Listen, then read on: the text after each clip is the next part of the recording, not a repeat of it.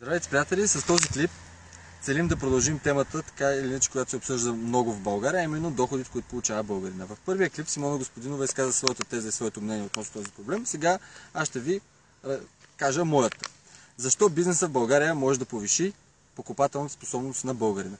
Ами защото бизнесът в България, първо, работи на изключително високи надценки, като се възползва от неефективната държава и неефективните държавни механизми, които нямат за цел да я следят или да я регулират, ами имат за цел да се възползват от благата, които генерира бизнеса.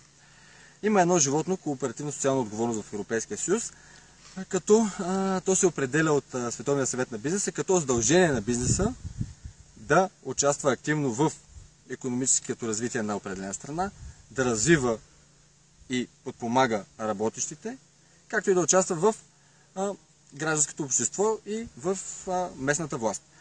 В България, може би, бизнесът участва единствено и само и спонсорира местната власт и нищо повече. Защо в България бизнесът никога не би се е възползвал и не би предложил кооперативната социална отговорност на своите служители? Защото в България голяма част от бизнеса е мръсен и ще ви кажа защо. Защото преди време, ако трябва да го разделим така, бихме го разделили на три. Преди време, всички знаете, първата част е 89-та година, когато се раздават едни куфарчета на мамини, на тати, на бабини и едни заводчета, така се дават наляво и надясно. Това не е бизнес и тези хора, които в момента генерират приходи от това, не могат да се наречат бизнесмени. Това е корупция, която корупция до ден днешен никой не се наема да разследва или поне по някакъв начин да спре. Втората част са инвеститорите, които влизат в България от чужбина, а третата е малкия и средния бизнес, който в България едва ли ще просперира дълго, тъй като е натискан от лобито на големия капитал и на външните инвеститори. Защо България по последни данни има над 2,5 милиона човека, които живеят на прага на бедността? За всички е ясно, че бизнесът е двигателен на една държава и ако той не успее по някакъв начин да повиши покупателна способност на българина, т.е. стандарта постоянно растящ изяжда всичко, което българина спести. И това е един затворен кръг. Тоест, бизнеса и държавата поддържат тесни отношения, много тесни, така да ги кажем, а синдикатите стоят отстрани и гледат и само констатират. До кога в България само ще констатираме и няма да извършваме абсолютно никаква дейност, която да защитава работещите. Докато в Европейския съюз държавите целят да развиват, да повишават ефективността на своите служители и чрез тяхната ефективност да държат повече капитал, то в България ние изцеждаме, т.е. бизнесът изцежда служителите, даваме минимални работни заплати, всички знаем как бизнесът използва. Първо, договорите, които сключва с работниците, винаги са, или в една голяма част, са против работниците, укриват доходи, много от бизнеса е в сивия сектор, а държавата така или иначе не може 26 години да намери един прост механизъм, с който да го регулира. Защо? Защото бизнесът плаща на правилното място.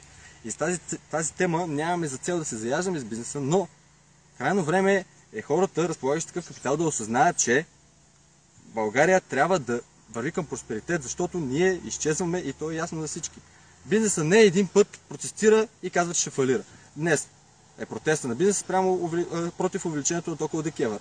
В началото на годината пак бизнесът обявява, че ще фалира. Бизнесът фалира всеки път в България, в който момент държавата каже, че иска да направи някакви промени. Бизнесът веднага излезе и казва, ние фалираме, ние сме най-големите престъпници и не можем да, едва ли не може да се развим в тази страна, ако вие не повишавате и постоянно цените на определени ресурси.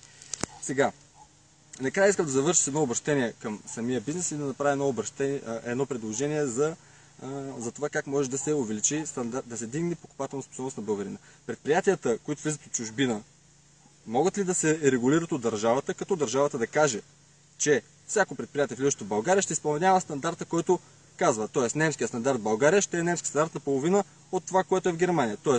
когато влезне в България, минималната работна заплата, която ще предлага на своите служители, които ще наеме, ще е примерно 600 лева. Това според мен не би довело до никакви фалити, дефицити и анархия, която според някои хора ще настъпи, ако това се случи. Накрая бих се обърнал към всички бизнесмени и така към целия бизнес. Уважаеми господа, вие може да сте гръбнака на тая държава, но народа е сърцето, работещите са сърцето. А без сърцето вие си оставяте една торба скокали. И това е така. Рано или късно ще го осъзнаете, защото хората масово емигрират заради това, което предлагате вие. а вие предлагате нищо. Благодаря за вниманието, надявам се да продължим дискусията и темата и тя да стане по-обширна и да чуят наистина гласът на хората. Благодаря ви.